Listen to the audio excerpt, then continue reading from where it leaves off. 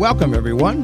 Today we're back again with our new podcast series, What's New in ArchLou, which will highlight the people and ministries of the Archdiocese of Louisville, which is the Catholic Church of Central Kentucky.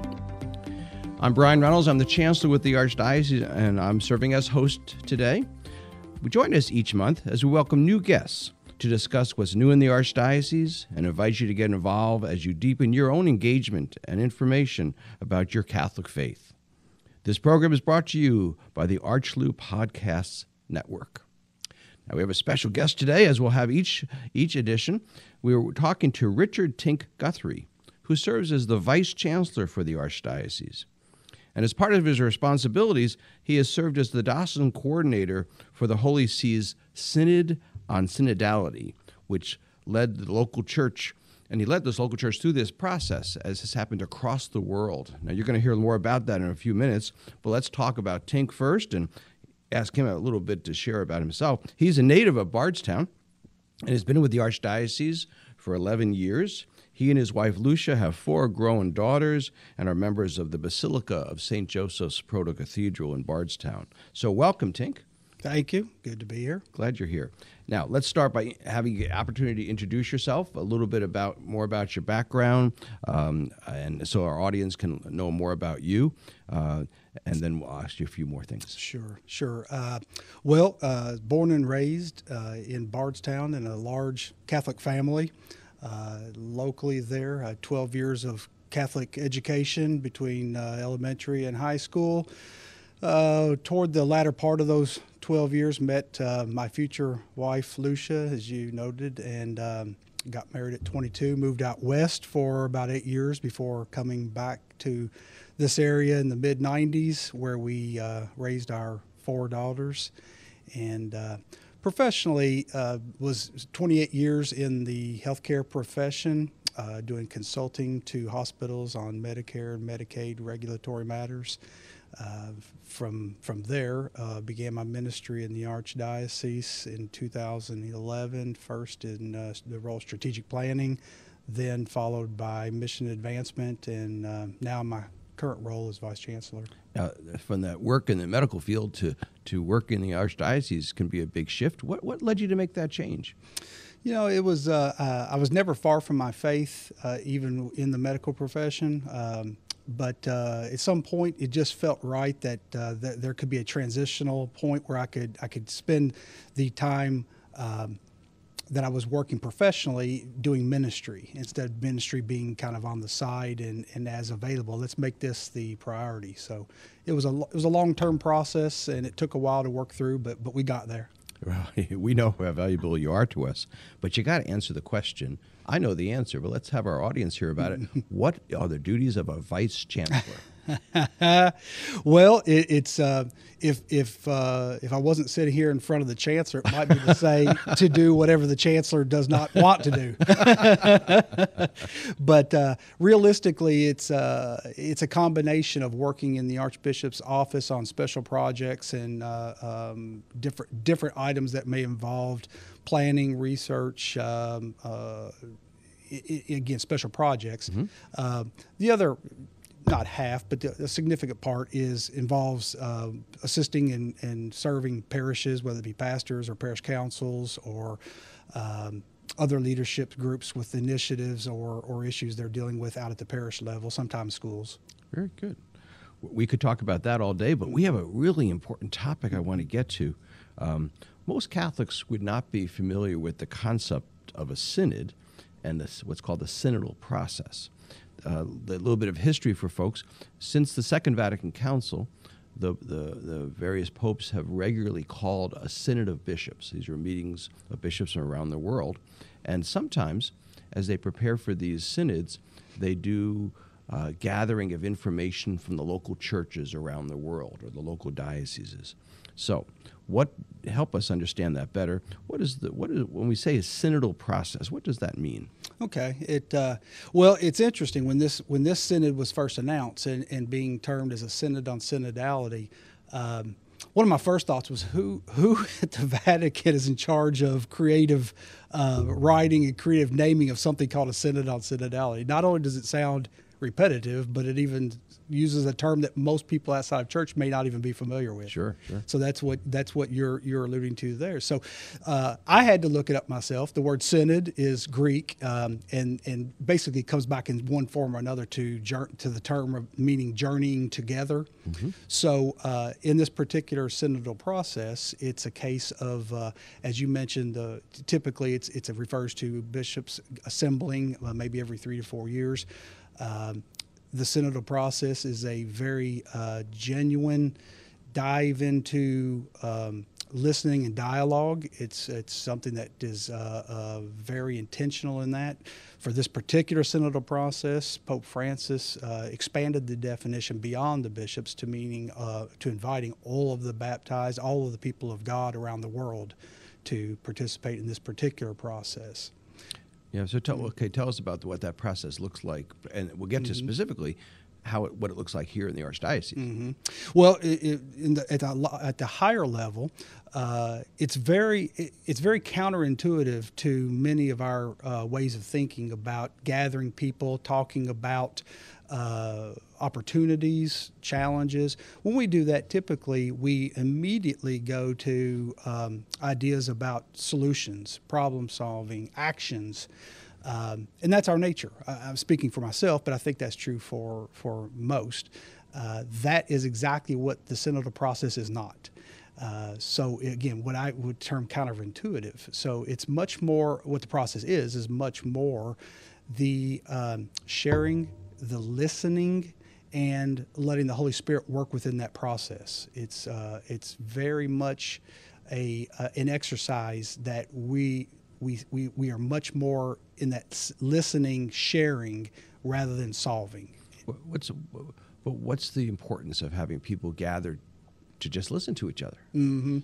Well, if it's true dialogue, there's much greater learning that takes place when you're able to do that listening and sharing, particularly when those who are gathered represent diverse experiences, diverse views. The more diversity involved in that gathering, the more learning will take place when we're truly listening and not trying to always cite where we're coming from ourselves, but trying to understand more where others are coming from. So what kind of gatherings happened here in the Archdiocese? Okay, well, in the Archdiocese, as all dioceses across the world were called to participate in this, there were certain parameters that we were working within, but for the most part, dioceses were really permitted to kind of build a process that was conducive to their local context. In our case, in our local diocese, we were convinced that for people to respond to this invitation, it would be most impactful if they hear the invitation from their local Catholic context, whether that be a parish, religious order, a school, whatever the case may be. So we really made an emphasis on empowering those local Catholic presence in our diocese to be the point of the hosting the gatherings, to promote the gatherings, and it resounded. People really, I think, have more of a comfort level with that, whether they're already engaged and plugged in those, or whether they're on the periphery. It's more of a local hosting in our diocese, the way we did the synodal process. Did lots of people respond? Oh yes, it was very reassuring. Of course, this is an unprecedented opportunity. It's a first of its kind from the Holy See to ask all of the baptized to participate in something like this. So we didn't know what to expect. We basically took the premise from the Holy Father to cast the net as wide as possible, to make invitations and welcoming as known as possible, but then having to let the Holy Spirit work within the process and trust that those who are meant to participate found a way to engage. So we did that. We didn't know what to expect, but it was very reassuring. The feedback we were getting about the number of locations, the number of host locations, the number of conveners and facilitators was embraced. And then the more they embraced it, the more they were able to, I think, convey that to the people at large, to get them to come in and begin to understand the process and share in the process themselves. Okay, so if I'm hearing you right, the importance was about dialogue and listening to each other, It's not just about numbers, but give us a sense for our audience. How many people did this here? Sure. We concluded all the listening sessions by the end of May. Okay. So they took place between February and May in our archdiocese. Ultimately, there were 120 in-person listening sessions that were hosted. Wow. At those 120 sessions, plus what we got from an online platform that we put forward the final month of May, nearly 2,400 people participated in the Synodal listening and sharing. My goodness. Nearly 2,400. And that produced, the feedback we got produced over 600 pages of Synodal listening feedback. Oh, now I know you probably went to some of these. As people went in these listening sessions, conversation with each other, what kind of response did they have about getting into these topics? Yeah, it was fascinating because much as we knew would be the case, pretty much anyone who participated in this, whether as a host and a convener, a facilitator, or someone who participated, no one really knew what this was about per se, because we really had no experience in doing something quite like this for the most part. So those who came with, we tried to prepare them as much as possible in advance, but they came with varying degrees of skepticism, of uncertainty, not knowing what this is about. But definitely, since it was the Holy Father's invitation to participate, that resounded. So they were oftentimes coming because this was an invitation from the Pope. Give us a sense of topic areas, because it sounds like this could be a big debate. Right, and we were concerned about that and tried to prepare conveners ahead of time. So we didn't want the sessions to become a complaint session and to spiral down. So there were questions that conveners could select from that kept the participants focused on their own experience of church, their own stories, their dreams, and their concerns. We wanted to, certainly we need to hear the concerns. So areas were things like what voices do we not listen to in the church or outside the church? What are the hopes for your hopes for the church? What have been your experiences of church? So we kept by keeping it at the personal level, it really allowed anyone to come, whether they were highly engaged in their faith, disengaged, or somewhere in between, because they could come in talking about this from their own perspective, from their own experiences, from family members. They didn't have to be steeped in catechesis. They didn't have to be steeped in theology. It was to some degree, it was a great leveler where anyone could come in and have a firsthand perspective to be able to share that others were going to listen to and appreciate. So people got to hear stories, got to share their own experiences, hopes, some good, some bad probably, or painful or joyful experiences. At the end of the process, what happens? Do we have a report now? Yes. So the process itself was designed to again, as I mentioned earlier, cast the net as wide as possible, get the greatest amount of participation possible. The synodal process is at its best when it has the widest participation. So the Holy See in Rome had put the stipulation that among all this activity and gathering, there had to, at the end, be what was called a synthesis report. And this synthesis, as determined by the Vatican, was a maximum of 10 pages. So we knew, before we even knew how this was going to unfold, we were pretty certain that would be a challenge. And they helped me with this. You several thousand people, and you've got to summarize their experiences in 10 pages. Or less. Okay. We were pretty certain it was going to be 10. And keep in mind, it was 600 pages of input, and this input was not 600. Much of this input was coming from group sessions, the group listening. So there's one report of, say, 4 pages that represented 35 people that attended. When all this came in, we literally read every word of every report that came in. So everyone's input was read and prayerfully considered in discerning what would go in ultimately into a 10-page synthesis. we don't have time to go through all the items, but can you give us a couple highlights on the report? Sure. The topics were ranged the spectrum of things that we would certainly have expected to things that were less expected. Some things that we would have expected came in much, much more loud and clear than we anticipated. But most of these we ultimately were able to discern fit within four primary themes. Oh, good. In various ways. The first one being ordained leadership. Second being engagement. A third being inclusion and welcoming, and then a fourth of polarization. So those are not perfect theme per se, but various topics clearly could fit within those.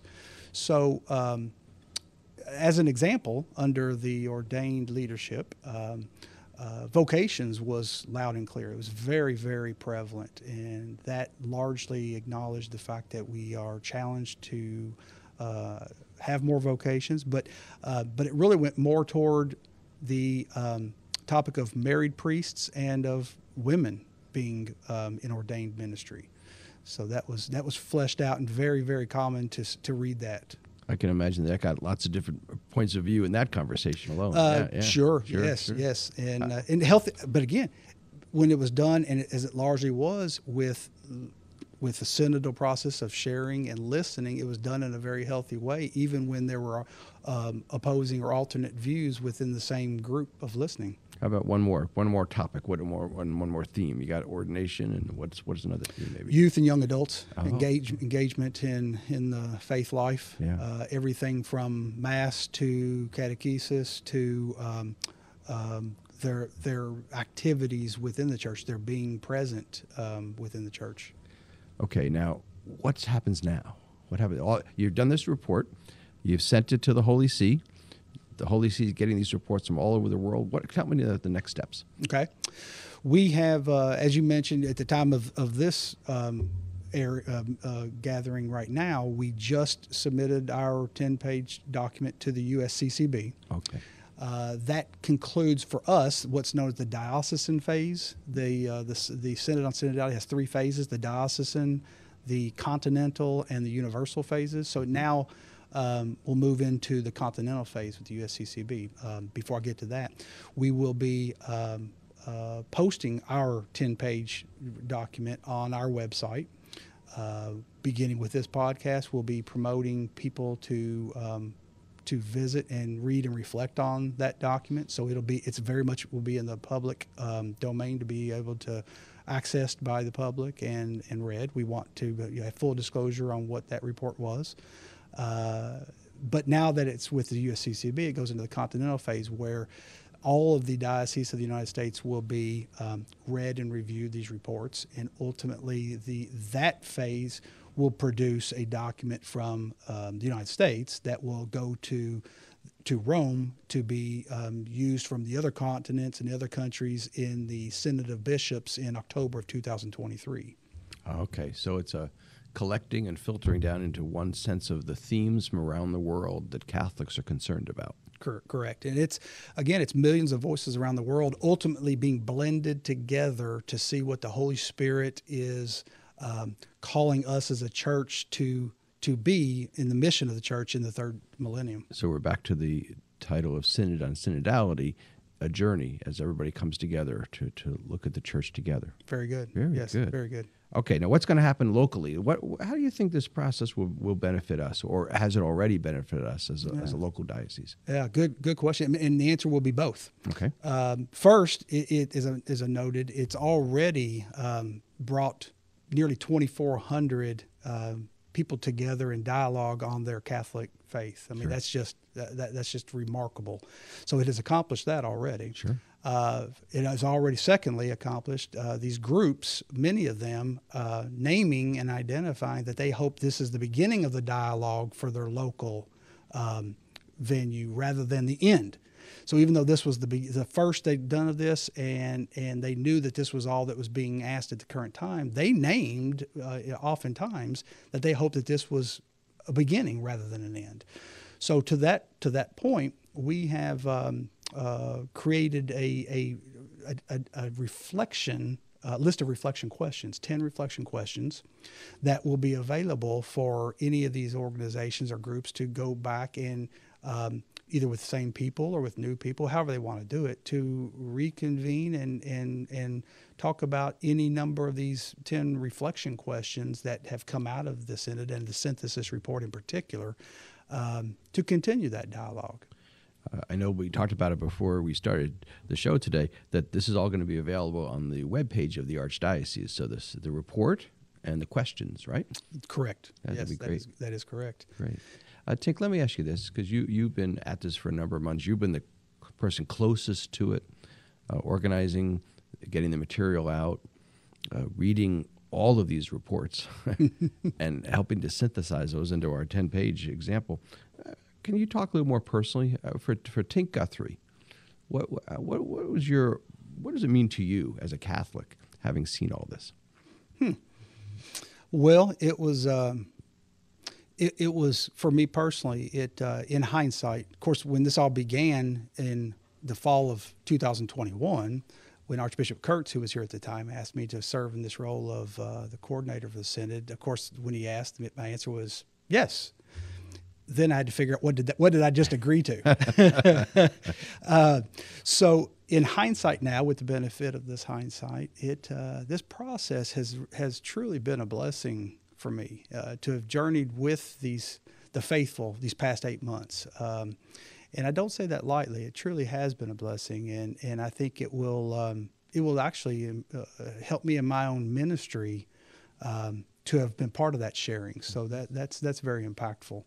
I do want to say that in the midst of all this, both for myself and for those who participated or who will continue to participate going forward, it is important for us to make sure we check our expectations and keep it reasonable as to what is really can come of this, because some of the things discussed, while all of it was very personal and very impactful, some elements of it we just will have limited, if any, ability to affect change at the local level, but other parts we will. So, and some of these things will take much time, versus some of it maybe being in the shorter time frame. So again, there's some degree I want all of us to be able to remember to check our expectations, to keep it realistic and where this goes longer term.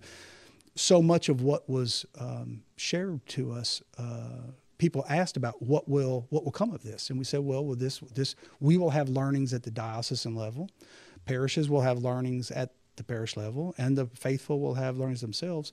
But ultimately, these voices and what's on our hearts will go to the Vatican, to the Synod of Bishops. And if this process is done well, and we truly honor the process all the way through, there should be echoes of the stories that they have told. Well, they projected their stories, and ultimately those should echo back to us, whether it be from the parish, the diocese, or the Holy See, with things down the road. But like anything else, that echo takes time to travel, and that's part of what Pope Francis in a previous statement had mentioned, that the synodal process is a process of patience with the Holy Spirit, not to be expecting immediate outcomes and results. So it's not a worldwide vote on topics. It's a listening to each other, and then being assured of the guidance of the Holy Spirit, how we as a Catholic Church can move forward. How's that for a summary? That would be spot on. All right. Well done. Were you surprised at anything? Of course. Yeah. There were probably overall fewer surprises than I might have anticipated. Some of the surprises were the magnitude, the frequency of some of the topics that came up. We knew certain topics would come up, but the frequency was of a surprise. There were surprises. Just as one example, the term, in one way or another, the term of a church that people saw as judging, and a church that with a passing judgment, judging people. This was a term that I very much was surprised about, but I began to see, and it was, some would interpret church positions as judging. Others would say, what's the church position trying to educate others or point out or direct attention to something rather than judging? But to those who cited it as judging, that's their perception, and that may very well be real. But that particular term was one of the things that really jumped out at me. That was an insight for me. I got one last question for you. It's somewhat a little bit personal too. Your own hope as you've been through this. It would be the church as a whole across the world. Of course, there's hopes there, but bringing it more local to the Archdiocese, my hope would be that this has unleashed something, and I do believe I saw elements of it. This has unleashed something of people who are clearly naming a desire to re-engage with one another, with those that are on the periphery, those that have gone other directions, the polarization, the differences. My hope will be that this process, while not being a solution, will be a step in, maybe even a catalyst in helping bring our diocese and the people back into shared worship, shared liturgy, shared understandings, and patience and acceptance within the various groups. Very good. Well, first of all, thank you. Thank you for two things. Number one, for coordinating the Synod on Synodality. This is a historic event for our diocese, thousands of people, and for the Church of the world. So we thank you for leading us through the process here. And thank you for coming on What's New with ArchLou, so that you can help us learn as a church together about things. And we thank you, our listening and viewing audience, for being with us. And tune in again in the future as we have more podcasts coming your way so you can further engage in the life of the Archdiocese of Louisville.